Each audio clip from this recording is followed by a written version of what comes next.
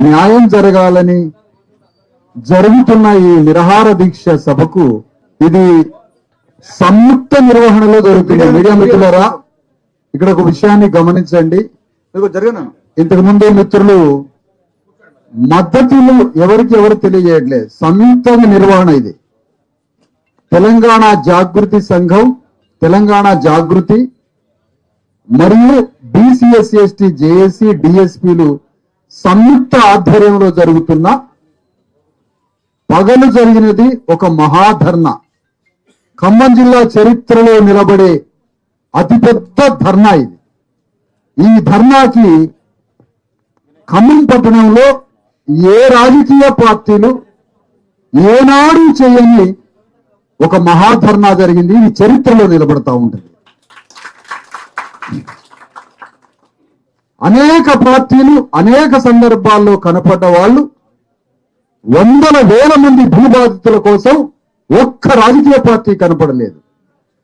అలాంటి ఒక అంధకార స్థితిలో ఈరోజు తెలంగాణ జాగృతి సంఘం, బీసీఎస్సీ జేఏసీ, ధర్మ సమాజ్ పార్టీ సంయుక్త ఆధ్వర్యంలో జరుగుతున్నటువంటి ధర్నా, ఆ తర్వాత ఈ నిరాహార దీక్ష. ఎందుకు ఈ కంటిన్యూటీగా జరుగుతున్నది కార్యక్రమం? పొద్దున శిబిరం దగ్గరకు వచ్చి మిమ్మల్ందరినీ పలకరించి ఇక్కడ ఒక సభలాగా జరిపి ఇక్కడి నుండి అంబేద్కర్ బొమ్మ దగ్గరికి ఒక యుద్ధానికి బయలుదేరినాం. మనకున్న ఒకే ఒక ఆయుధం నిరాహార దీక్ష, లేదంటే ధర్నా.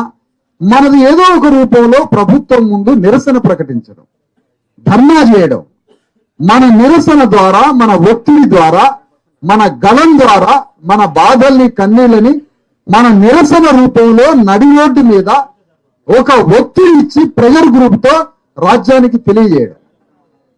ఆ విధంగా మధ్యాహ్నం పూట జరిగిన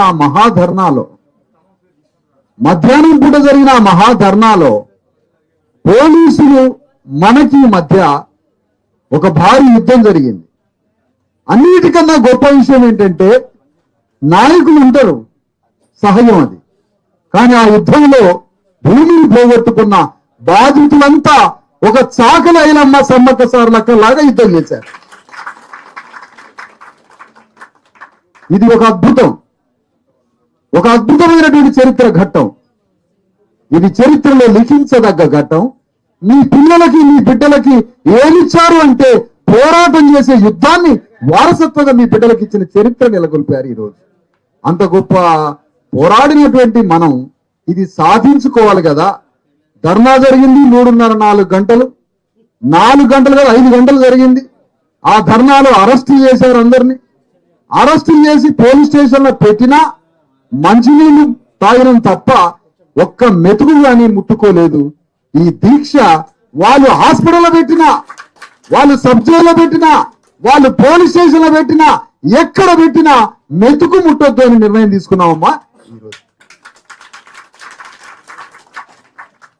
మరి ఒక మహిళ అయి ఉండి ఇంత పెద్ద యుద్ధంలో భాగస్వామి అయి సంయుక్త నిర్వహణలో ఒక పార్ట్నర్, ప్రధాన భాగస్వామిగా ఉండి ఇంత పెద్ద యుద్ధాన్ని కొనసాగిస్తున్న జాగృతి అధ్యక్షురాలు కవిత గారిని అభినందించి తీరాల్సింది. ఎందుకు? పార్టీలు కమ్యూనిస్ట్ పార్టీలు ఎడిపోయినాయి, భారతీయ జనతా పార్టీ ఎడిపోయింది, బీఆర్ఎస్ పార్టీ ఎడిపోయింది, కాంగ్రెస్ పార్టీలో ఎవడైనా మద్దతు ఇచ్చేవాడు వాడేడిపోయిండు. ఏ పార్టీ లేని ఒక అదృశ్య సమయంలో ఒక బీసీఎస్సీ జేఏసీ ప్రజా సంఘంగా, ఒక ధర్మ సమాజ్ పార్టీ రాజకీయ వేదికగా, ఒక తెలంగాణ జాగృతి అధ్యక్షురాలు రేపు త్వరలో రాజకీయ పార్టీ వేదికగా ప్రారంభం కాబోతున్న ఆ సంస్థ, ఈ 2 సంస్థలు కలిసి సంయుక్తంగా యుద్ధం చేయాలని నిర్ణయించినాయి. ఈ సమస్యని పరిష్కారం చేయడానికి కావలసిన పోరాటాన్ని తీర్చిదిద్దడానికి యుద్ధాన్ని కొనసాగించాలి. అందుకనే మీకు మధ్యాహ్నం ఒక మాట చెప్పడం జరిగింది. సమస్యని ఎట్లా పరిష్కరించుకోవాలి, సమస్యని పరిష్కరించుకునేంత వరకు ఈ యుద్ధాన్ని, ఈ పోరాటాన్ని విశ్రమింపజేయద్దు, దీన్ని కొనసాగించాలి అని మీకు మాట చెప్పడం జరిగింది ఉదయం పీఠం మీ అందరికీ. ఉదయమే కాదు, 4-5 రోజుల క్రితం వచ్చినప్పుడు అమ్మా హైదరాబాద్ లో అనేక రాజకీయ పార్టీలు ఉన్నాయి, అనేక సంఘాలు ఉన్నాయి. వాళ్ళందరినీ కలవాలి, వాళ్ళందరినీ మాట్లాడాలి, ఈ సమస్యకి పరిష్కారం చూడాలి అని, పరిష్కారం కోసం కావలసిన కార్యాచరణను సిద్ధం చేయాలి అని అనేక మందిని సంప్రదించి మరి ఈ పోరాటంలో పాల్గొనాల్సిన పరిస్థితి వచ్చింది. అందుకనే ఈ సమస్య మీద రాష్ట్ర ప్రభుత్వం ఏం చెబుతుంది అసలు? అది కలెక్టర్ ద్వారా చెప్తుందా, మంత్రుల ద్వారా చెప్తుందా, ఏమైనా కేబినెట్ సబ్ కమిటీ ఏమైనా వేస్తుందా దీని మీద, లేకపోతే ఏమైనా జ్యుడిషియరీ ఏమైనా విచారణ సంఘం వేస్తుందా, లేదా నేరుగా ప్రకటిస్తుందా?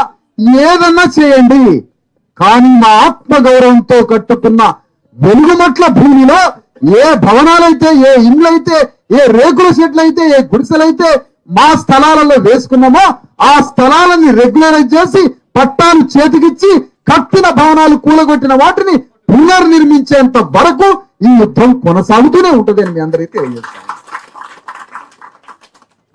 ఎందుకు పోరాటాన్ని ఆపాలమ్మా? కారణం ఎందుకు ఆపాలి చెప్పండి? ఒక సమస్యను ఎత్తుకున్నాక తల్లి, ఒక సమస్యను ఎత్తుకున్నాక అది పరిష్కారం అయ్యేంత వరకు పోరాడమే మానవ జీవితానికి అర్థం అమ్మా. కంటిన్యూగా యుద్ధం చేయాలి, అది పోగొట్టుకోదు, అవమానం మనకి. ఆ పోరాటాన్ని వదులుకున్నామంటే మనకి అవమానం, అది సిగ్గుచేటు అంటారు దాన్ని. అందుకనే పోరాటంలో నేను ఆ రాత్రి పూటమ్మా, ఇదే రాత్రి దాదాపుగా 2:30 గంటల వరకు మీరు ఎవ్వరూ ఏడవద్దు, ఒక్కళ్ళు కూడా కన్నీళ్లు పెట్టారంటే మీరు ఈ పోరాటానికి పనికిరారు అని చెప్పారు. ఎవరు ఏడవద్దు అని చెప్తే ఉదయం కూడా ఏడవకూడదు అని చెప్పిన తర్వాత మీరు కన్నీళ్లు పెట్టలేదు, యుద్ధం చేయడానికి వచ్చారు రోడ్డు మీదకి ఉదయం పూట. అందుకని ఈ రాత్రి పూట ఎందుకు వెళ్ళిపోవాలి? ఇంకా పోరాటం కొనసాగించాలి. ఈ పోరాటానికి ఏం చెప్తుంది రాజ్యం, గవర్నమెంట్ ఏం చెప్తుంది, అసలు డెసిషన్ ఏం చెప్తుంది, ఏం నిర్ణయం చెప్తుంది? కలెక్టర్ పరారైందమ్మా, ముఖం చూపించలేక మన దగ్గర నుంచి కలెక్టర్ డిసపియర్ అయిపోయి అదృశ్యం అయిపోయి దాక్కున్నాడమ్మా, ముఖం చాటేసి. మీ నీతి నిజాయితీ ముందు కలెక్టర్ పరారైందని ఈ సందర్భంగా ప్రకటిస్తున్నాను. కలెక్టర్ పరారైంది, జాయింట్ కలెక్టర్ పరారైందమ్మా, జాయింట్ కలెక్టర్ అదృశ్యం అయిపోయాడు, కలెక్టర్ అదృశ్యం అయిపోయాడు, మంత్రులు అదృశ్యం అయిపోయారు, అధికారులు అదృశ్యం అయిపోయారు. ఒక ఆర్టీఓ ఎవరో వచ్చి అర్థం కాని ఏదో మాట మాట్లాడిపోయాడు.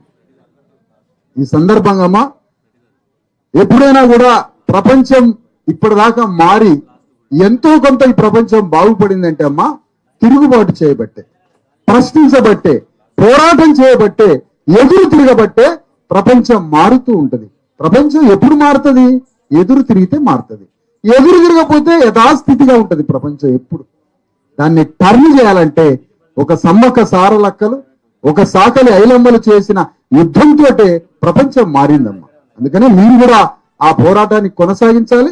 ఇది మా అందరికీ గర్వకారణం. ఏ విధంగా ఒక సంయుక్తంగా ఏ రాజకీయ పార్టీ, ఏ సంఘాలు, ఏ రాజకీయ పార్టీలు, ఏ సంఘాలు మీ బాధితుల పట్ల ఒక్కరు ముందుకు రాని తరుణంలో ఒక జాగృతి సంఘంతో, ఒక జేఏసీ, ఒక ధర్మ సమాజ్ పార్టీ సంయుక్తంగా పోరాడుతున్నందుకు సగర్వంగా ఉందమ్మా. మీ అందరి ముందు గర్వపడుతున్నాం.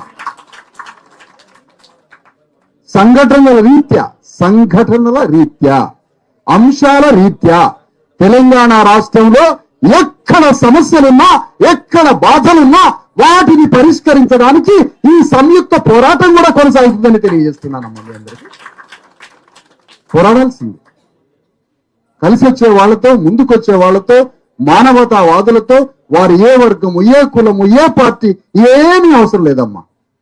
మంచి హృదయంతో బాధితుల పట్ల, కన్నీరు కార్చే బాధాసప్త హృదయాల పట్ల ఎవరొచ్చినా కూడా వాళ్ళతో కలిసి మనం పోరాడి సమస్యని పరిష్కరించుకోవాలి.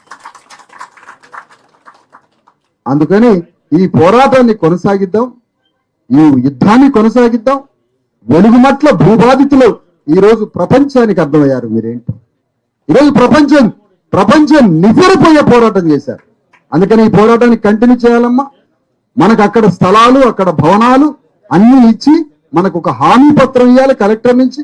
ఇన్నాళ్ళు 20 రోజుల నుంచి వృత్తిని కోల్పోయి, తిండిని కోల్పోయి, ఆరోగ్యాలను కోల్పోయి బట్ట తిండి పొట్ట ఏమీ లేకుండా బాధితులైన వారికి కాంపన్సేషన్ 20 రోజులు కూడా మనందరికీ అవన్నీ కేటాయించే విధంగా మన పోరాటం కొనసాగించాలని కోరుతున్నా.